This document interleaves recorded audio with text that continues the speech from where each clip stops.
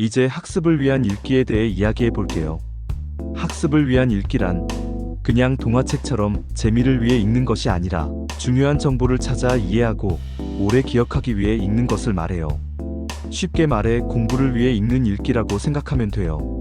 높은 수준의 학습 읽기는 단순히 글에 쓰여 있는 내용을 이해하는 것을 넘어 아이가 이미 알고 있는 지식과 연결해 의미를 능동적으로 구성하는 활동이에요.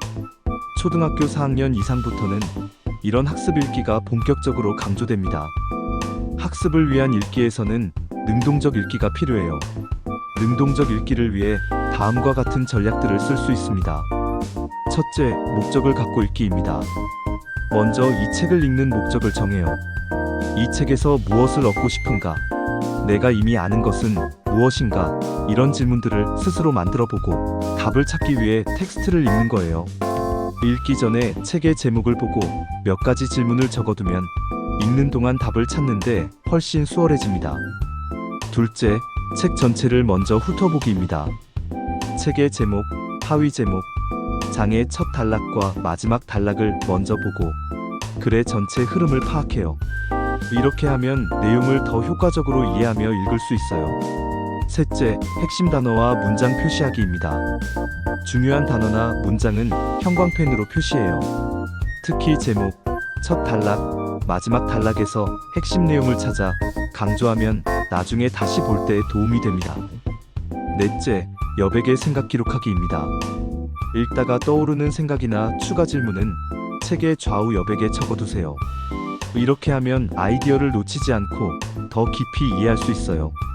다섯째, 어려운 부분은 다시 읽기입니다. 학습 텍스트는 종종 어려운 내용이 있어요. 이해가 되지 않으면 여러 번 다시 읽고 필요하면 다른 자료를 참고해 보세요. 이 과정을 수리 전략이라고도 해요. 여섯째, 모르는 용어는 추론하고 확인하기입니다.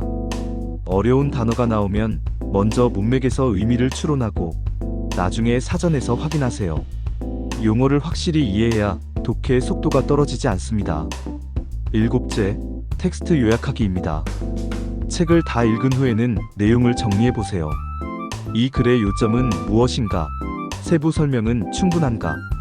이 글에서 배울 점은 무엇인가? 같은 질문을 던지면서 답을 찾아 정리하면 이해가 훨씬 깊어집니다. 여덟째, 이해 수준 점검하기입니다. 몇 문단을 읽고 잠시 멈춰서 텍스트를 보지 않고 방금 읽은 내용을 자신의 말로 요약해 보세요. 이를 잠시 멈추고 생각하기 전략이라고 해요. 제대로 안 되면 다시 읽고 요약하면 돼요. 아홉째, 노트 필기하기입니다. 읽기와 노트 필기는 서로 때려야 뗄 수 없는 관계예요. 노트 필기 시 중요한 점 5가지는 다음에 노트 필기 기술 동영상에서 자세히 다루도록 하겠습니다. 능동적 읽기의 마지막 전략은 선택적으로 읽기입니다. 책의 모든 내용이 똑같이 중요한 것은 아니에요. 읽는 목적에 따라 중요한 부분만 골라 읽는 연습도 필요합니다. 이렇게 하면 아이가 단순히 글자를 읽는 수준을 넘어 능동적으로 생각하고 이해하며 기억하는 학습 읽기를 할 수 있게 됩니다. 이 영상이 마음에 드셨다면 구독을 눌러주시고 좋아요와 알림 설정도 부탁드립니다.